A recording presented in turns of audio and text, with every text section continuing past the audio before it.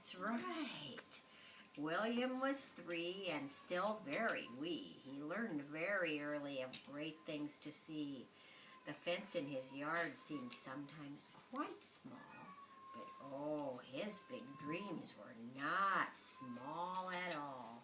He'd stretch on his tiptoes to peer past the gate. He knew he was little. He knew he should wait, but the spaces outside were so big and so free. Why did he only have to be 3? Then one day Mom told him soon they would go to a place that was new that they did not know. How would they get there? What would they wear? What would they pack? Things in a suitcase or things in a sack?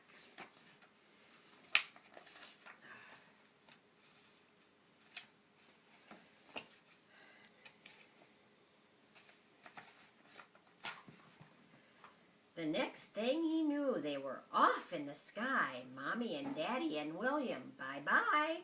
They came to a city, the largest he'd seen, a place called New York, all big and not green. There were lots of tall buildings and plenty of noise, fun things and bright things, better than toys. They rode in a big yellow, bright, shiny cab with a man in a turban whose name was Ahab. They arrived at a place not too far from a park and pulled out the luggage. By then it was dark.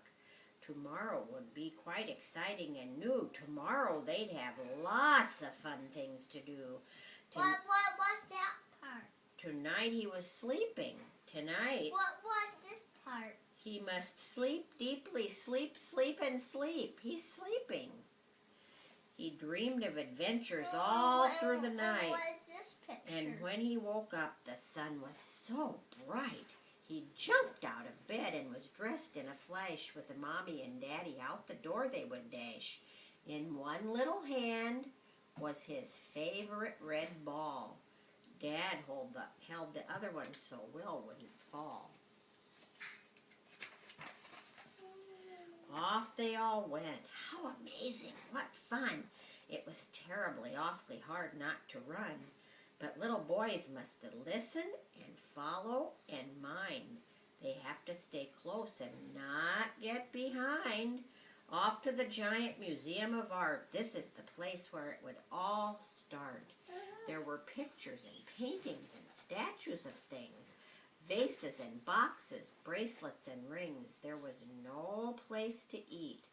Will was so tired and so were his feet. But he stood still to wait and leaned on the wall. Then he remembered his little red ball. He took it out smiling. He thought while he smiled, one bounce would be nice. One bounce, maybe twice. I'll bounce it quite low and not up too high. I'll see what will happen and give it a try. But somehow it went way up over his head and right down the stairs where the hallway had led. He forgot all the things Mom and Daddy had said as he looked through the crowd at the ball that was red. He was after that ball, out the door, down the stairs, with a leap and a bound past the paintings and chairs. Oh no! What was that? It bounced out the door through all of the legs. It's not here anymore. Racing behind it went our little boy. This shiny red ball was his most special toy. It bounced right along. Down, down it went, faster and faster down the stairs of cement. It bounced off a light pole and rolled by a tower, under a footbridge and next to a tower. He saw an old castle, more statues and people. But where was his ball?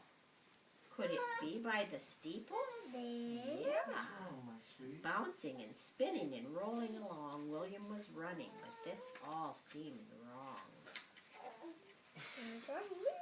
The little red ball disappeared around a tree. It rolled through the bushes and just missed a bee.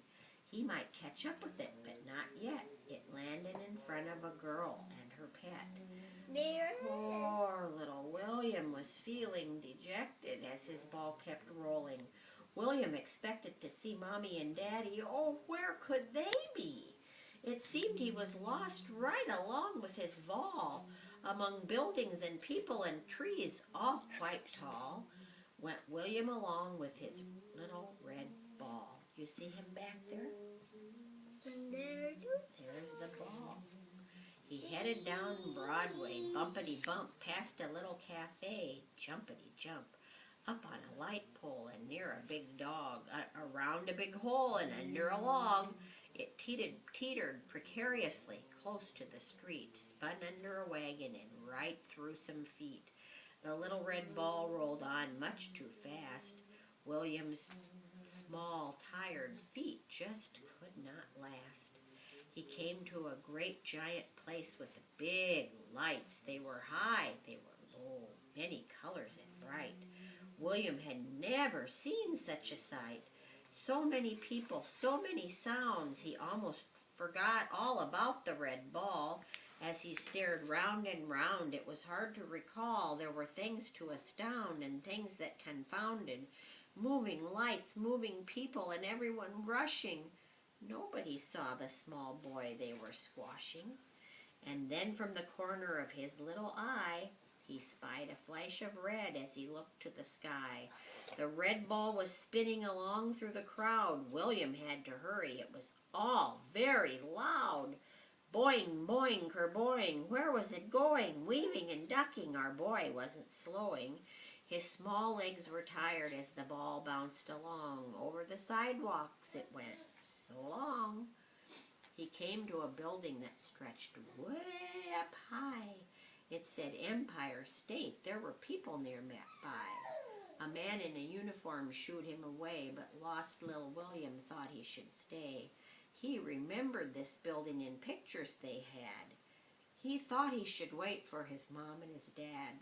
But then there it went, down some stairs up ahead, and he no longer considered the things that they said. Downward it bounced, 2 steps at a timey. Things were all gloomy and smelly and grimy. People had tickets and seemed to be rushing. They didn't see his ball, and someone was pushing. Before he knew it, the train sped somewhere. He couldn't get off. He was full of despair. See, he's getting on the train. He did have his ball and a place to sit down. He rode all by himself all over the town. When finally he stopped and walked out of the train, he was scared. He was hungry, and it started to rain. Poor little William was scared. He was hungry. Poor little William was sad, cold, and wet. There were things to be looked at, things he could get, but all that he wanted right then was a nap. That sounds good. Or a cozy, warm place to curl up in, a lap. The little red ball was secure in his hand. He wasn't so sure that New York was that grand. He wandered around on sidewalks and grass and saw a big statue that might have been brass. There were people, there was water and people and boats, also trees, and a man with a bucket, a sponge, and squeegees. He had a kind face and pants that were blue. Maybe that fellow would know what to do.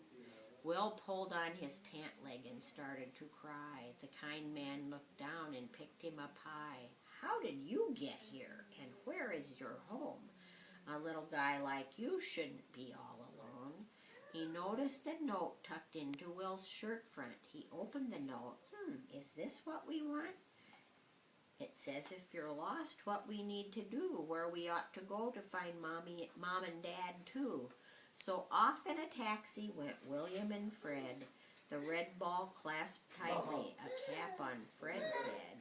Will knew he was safe. He tried not to cry. He knew very soon he would be with his dad. He knew he no longer had to be sad. He looked out the window and tried not to fret. He forgot he was hungry, tired, and wet. He saw Mommy and Daddy outside the staircase, waiting and watching to see William's small face. The cab door swung open and William rushed out. They were glad and excited to see him, no doubt, and now William knows he should always obey.